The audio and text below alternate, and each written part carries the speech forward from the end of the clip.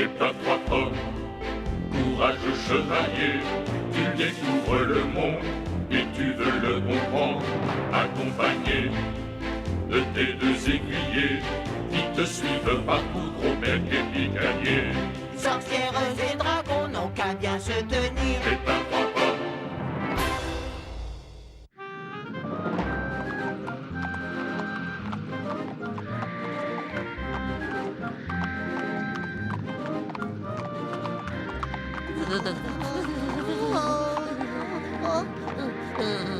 Aïe!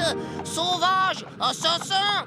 Mille excuses, Gros-Bec, mais il fait si froid que je ne sens plus le bout de mes doigts. Et moi que trop le bout de mon nez! La paix, vous deux. Regardez plutôt. C'est beau.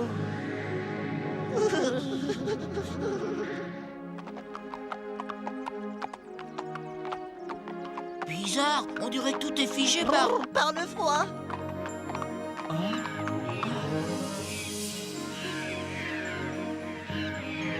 Gros-Bec, je te préviens, si Pépin nous propose de passer la nuit dans ce coupe-gorge, je refuse. Bien, allons-y.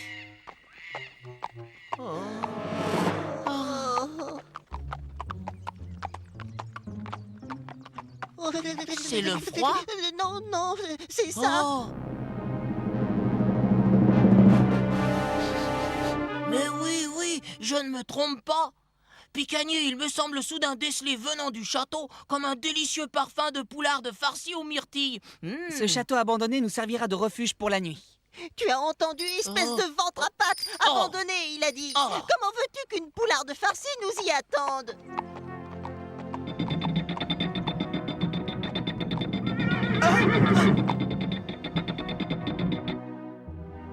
Hola, du château!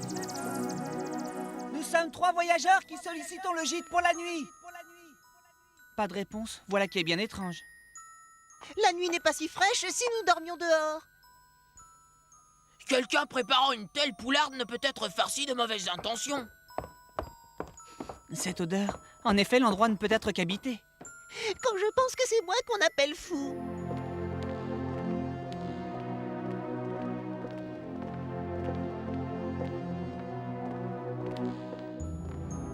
Ah. Voilà qui te coupe enfin l'appétit, hein, l'ami?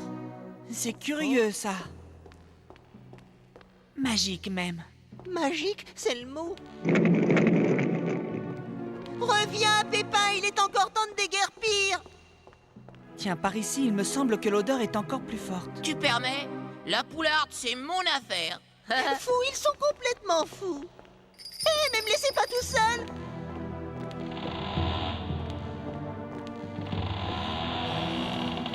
Oh, quelle merveille!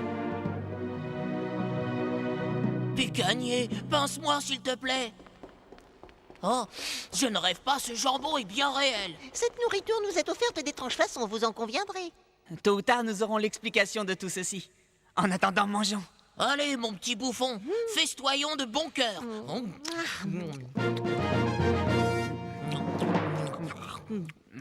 Oh, brrr, cette salle est une glacière. Oui, la bedaine est pleine, mais le froid commence à me picoter les orteils.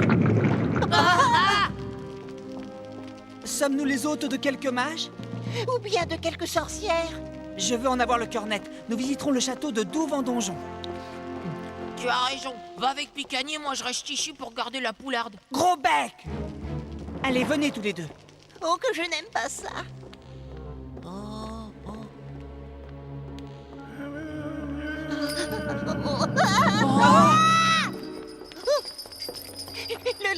Cesse là-bas, de trembler, je ne comprends pas ce que tu dis. les murs, ils murmurent. Aïe. En effet, on dirait une voix. Le château qui parle. Si on brousse les chemins, on pourrait reprendre la route tout de suite. Oui, la route, je ne me sens pas fatiguée du tout.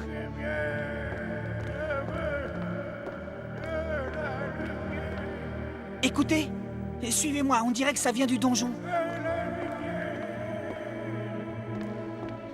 Ça vend du dondon. Ça vient du jambon. De la lumière, s'il vous plaît, de la lumière. Vous avez entendu? Quelqu'un demande de la lumière. Quelqu'un? Lumière? Ah!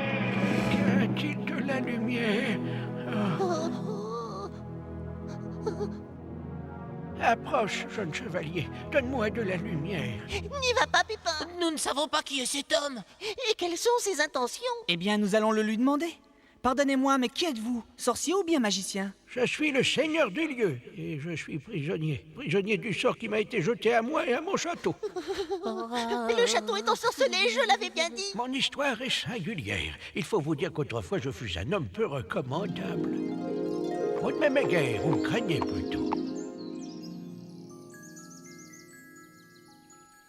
Seigneur, ce vilain chassait sur vos terres, Seigneur. Au cachot, pour 100 jours. 100 jours, mais Seigneur, il n'avait encore rien attrapé. Ah bon? Eh bien, 100 jours pour toi aussi. Tu lui tiendras compagnie. Ce qui arriva ensuite, je l'ai bien mérité. Pépin, nous devrions laisser cet homme. Ce qu'il vous faut, c'est du repos. Merci pour le dîner. Nous devons partir, hein, Pépin? Une seconde, gros bec. Continuez, je vous prie. Votre ami a raison. Ce qu'il me faudrait, c'est le repos de ma conscience. Pouvons-nous faire quelque chose pour vous? Oui, tu le peux, jeune chevalier. Seuls quelques rares rayons de soleil ou de lune pénètrent cette pièce d'où je ne peux sortir. Si tu me donnes de la lumière, je pourrai terminer ce livre qui parle de la peine des hommes et trouver enfin un peu de paix. Merci, tu es le premier à avoir eu le courage de venir jusqu'à moi. Tous les autres visiteurs n'ont pu surmonter leur peur. Oh, les poltrons! Mais tu peux m'aider davantage, chevalier, et ainsi rompre le sortilège. Rompre le sortilège? Parlez. Un jour, on me présenta une femme surprise à voler des fruits dans mon verger.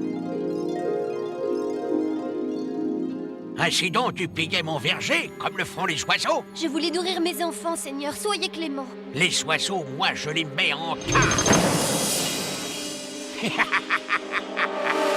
C'est donc vrai ce que l'on dit sur toi. Alors tu seras puni.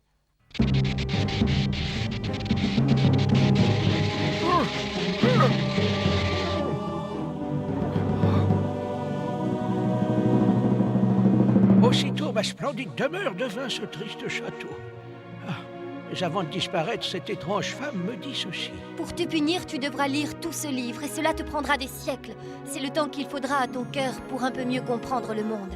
Cependant, si tu parviens à convaincre quelqu'un de t'aider, tu pourras te libérer de cet enchantement, mais il te faudra trouver un homme bien courageux.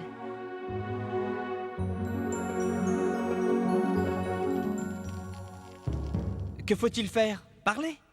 Oui, parlez. Tais-toi donc. Serais-tu prêt à m'aider? Je ne saurais dire pourquoi, mais j'ai de la sympathie pour vous. Je crois que vous avez changé. Tes paroles réchauffent mon cœur, jeune chevalier. Que dois-je faire alors? Il y a dans les sous-sols du château une prison. Je me demande bien ce que l'on fait ici. Oh, c'est simple, on va combattre un dragon, le vaincre et lui arracher la pierre qu'il porte sur le front. Rien de plus simple, en effet. Écoutez, Le dragon. par là. Hein?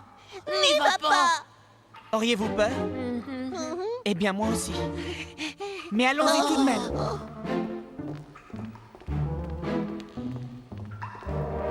Ah! Oh là là! Il est là!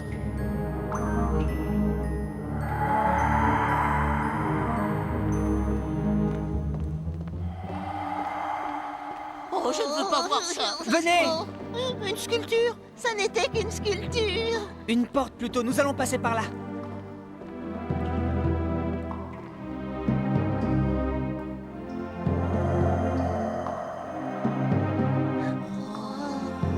Allons-y. Oh.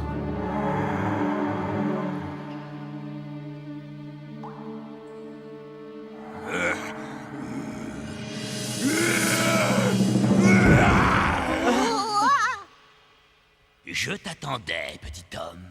Si tu veux cette pierre, il te faudra la prendre. Tu n'es pas le premier dragon que je rencontre. Ah oui? Tiens donc. Contre eux, je n'ai jamais utilisé mon épée, et je n'ai pas l'intention de commencer aujourd'hui. N'y va pas, Pépin.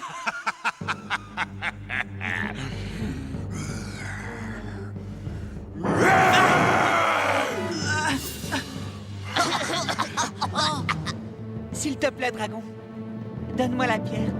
Je vais t'apprendre à me craindre, petit homme.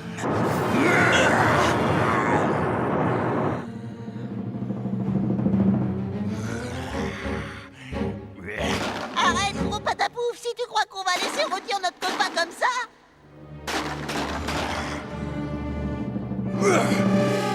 Oh. Ah!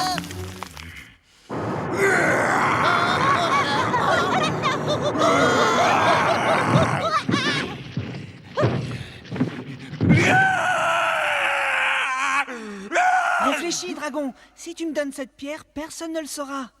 Et tu seras libre, car pour l'heure, je ne vois qu'un pauvre dragon en prison. Oh. Voici la pierre, Pépin. Ton courage et ta gentillesse ont eu raison du dragon.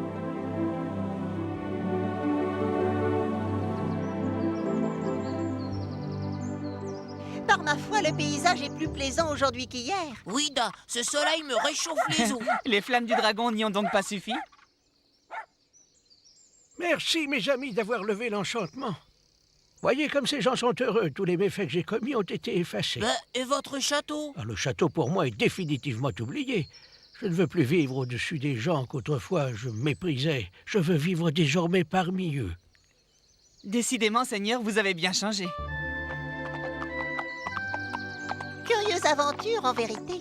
Aventure curieuse, mais... poularde merveilleuse. Aïe! Oh non, tu vas pas recommencer. Mais je t'assure, je n'y suis pour rien. Ça, c'est ce que tu veux essayer de me faire croire. Mais enfin, gros bec.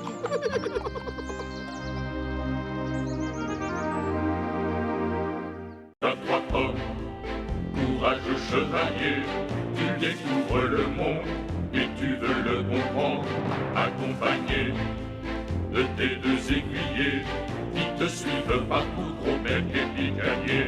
Sorcières et dragons n'ont qu'à bien se tenir. C'est un